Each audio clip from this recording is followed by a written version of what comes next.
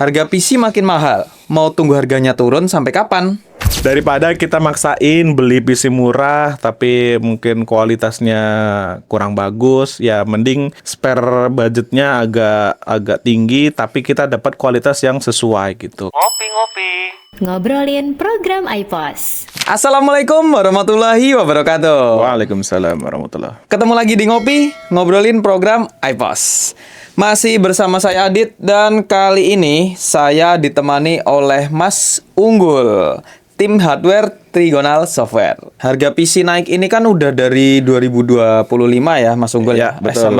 Sampai sekarang malah sampai di 2026 ini ya. Ini masih belum turun-turun nih. Kira-kira sampai kapan ini Mas Unggul? Kayaknya bakal lama deh. Kemungkinan 6 sampai 12 bulan lagi mungkin juga belum ada penurunan ya. Artinya bahkan sampai akhir tahun depan pun masih bakal terus naik gitu.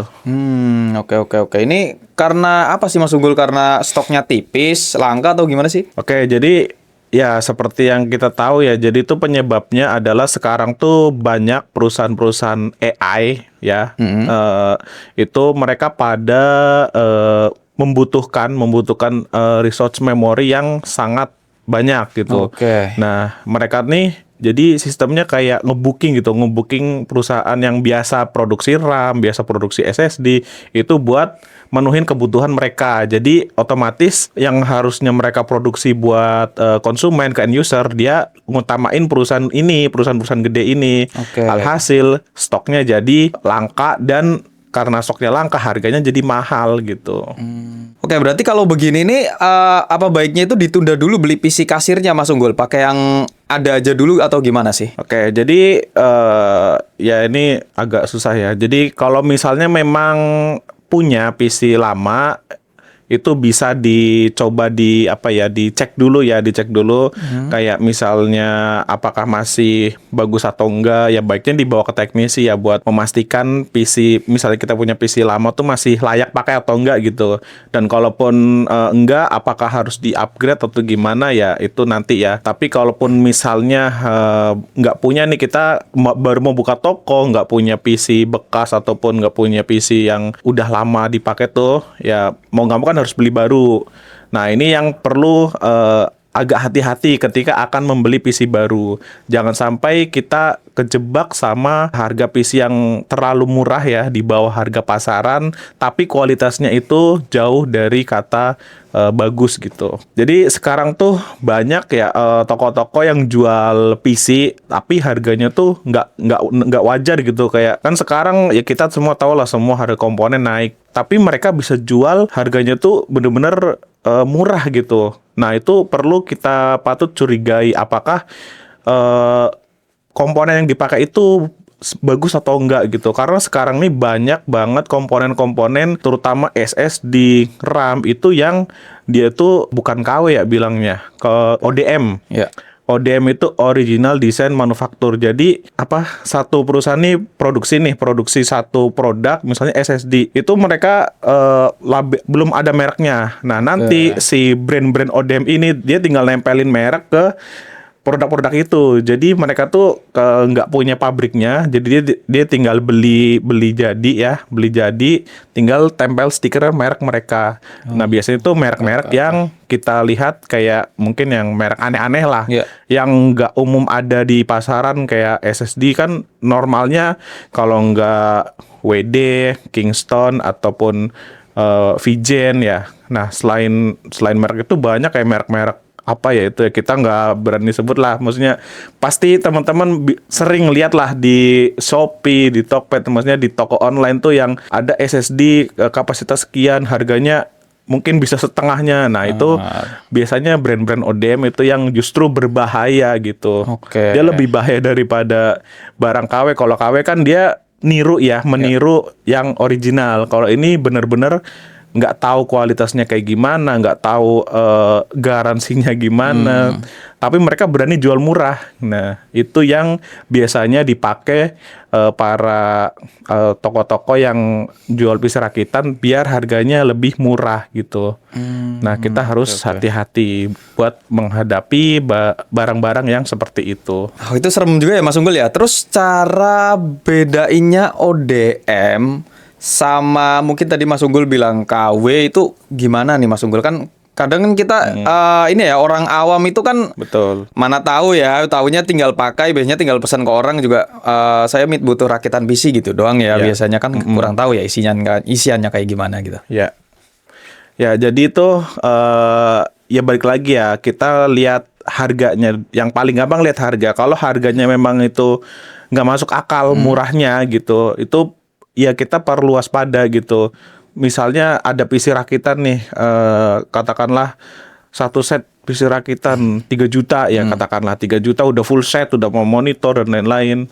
Itu kalau dipikir secara ininya, kita hitung pakai rumus ini ya nggak masuk gitu. Masa harga 3 juta udah dapat satu set gitu kan? Iya. Apa aja itu isinya? Nah, itu yang kadang kita nggak tahu gitu. Kayak misalnya prosesor lah, katakan prosesor kan biasanya pakai Core i3, Core i5. Nah, ini biasanya itu mereka pakai prosesor yang generasi-generasi lawas, kayak generasi 1, generasi 2. Itu kan ya bisa sih dipakai, cuman maksudnya terlalu terlalu memaksakan gitu. Ditambah lagi nanti mungkin motherboardnya pakai apa, terus SSD-nya juga, nah ini juga nggak tahu pakai merek apa, RAM-nya pakai merek apa. Itu kan jadi sebuah kombinasi yang yang akhirnya kita sendiri yang rugi kalau kita sampai salah beli gitu. Oke. Berarti ini ya, pokoknya jangan terlalu tergiur dengan harga yang murah ya Mas Unggul ya. Tapi bisa kita bandingkan, lebih baiknya kita lihat kualitasnya itu bagaimana gitu ya. Nah, betul. mungkin kita mau masuk ke kualitas yang bagus sama kualitas yang rendah itu gimana. Tapi sebelumnya kita ngopi dulu aja deh Mas Unggul. Oke. Silahkan.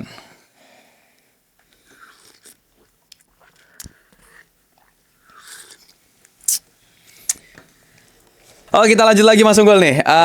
Kita masuk ke gimana cara bedain PC rakitan yang kualitasnya itu bagus ya sama yang kualitasnya rendah. Itu tuh gimana Mas Unggul? Oke, cara bedainnya itu sebenarnya ya ada beberapa poin lah. Yang pertama yang pasti harus kita pastikan itu garansinya. Apakah garansinya itu garansi resmi atau garansi toko? Nah, biasanya kalau PC-PC yang tanda kutip murah ini itu mereka garansinya tuh cuma garansi toko. Bisa cuman 1 bulan, 3 bulan atau 6 bulan gitu. Kalau yang PC yang berkualitas itu yang bagus tuh ya garansinya minimal banget 1 tahun. Itu pun ditambah dengan garansi resmi ya. Misalnya kayak komponennya, katakanlah SSD-nya garansi resmi, kemudian motherboard-nya garansi resmi. Itu garansinya mereka bisa 2 tahun sampai 3 tahun di luar garansi yang dikasih dari kita gitu. Nah, itu yang pertama masalah garansi. Kemudian yang kedua itu ya kita harus berani menanyakan ini komponennya pakai merek apa, katakanlah SSD-nya pakai apa, RAM-nya pakai apa. Itu nggak apa-apa, kita harus pastiin ke sellernya atau ke tokonya. Jangan sampai kita katakanlah tertipu gitu ya.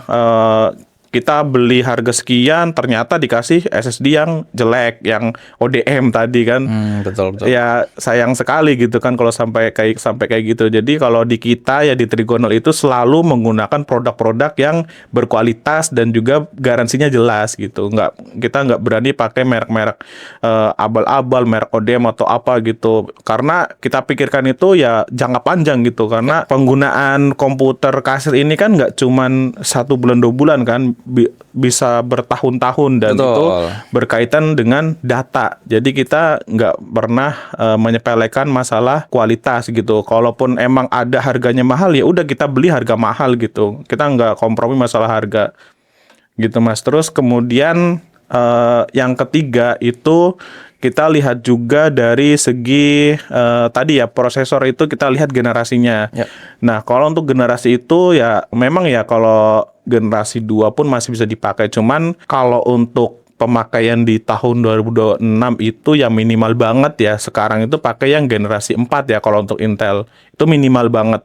Kalaupun di atasnya ya lebih baik. Tapi kalau di bawahnya itu ya kita udah nggak rekomen gitu. Karena banyak yang udah nggak support lah, mulai dari mungkin softwarenya, terus Windows-nya dan lain sebagainya. Itu malah nanti kita yang repot sendiri. Kayak misalnya Windows 10 pun kan sekarang sebenarnya juga sudah apa ya, udah habis masa ininya masa update-nya. Oke. Digantikan ke Windows 11. Mau nggak mau kita harus cari hardware atau komponen yang mendukung buat Windows 11.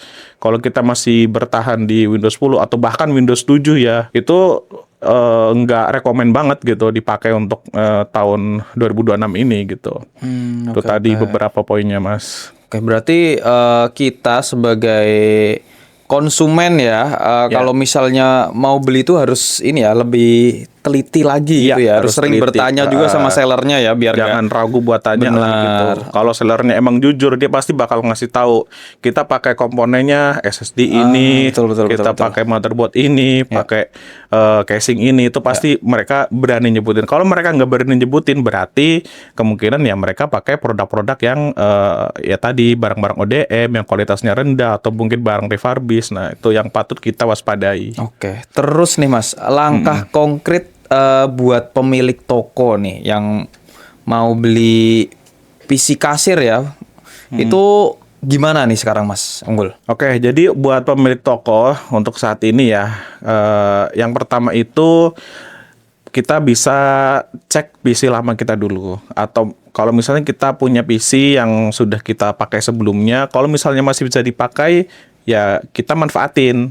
Jadi kita pakai terus kita pastikan juga tadi spesifikasinya dan lain sebagainya itu apakah masih memungkinkan atau tidak. Kalaupun terasa lemot ya, misalnya ini PC-nya udah lama nih lemot, ya itu sebenarnya tinggal di-upgrade aja, misalnya cuma sekedar nambah RAM atau ganti SSD, itu biasanya udah cukup tanpa harus ganti total keseluruhan komponennya gitu.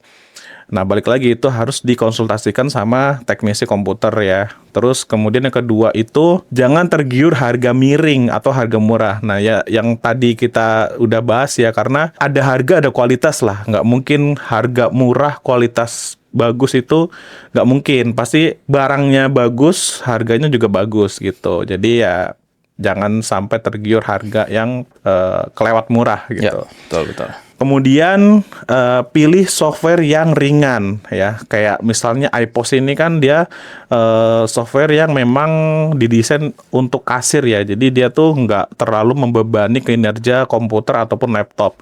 Bahkan dengan spesifikasi yang standar ya, yang tidak terlalu tinggi pun dia udah bisa jalan gitu, tanpa harus kita pakai yang spek tinggi ya.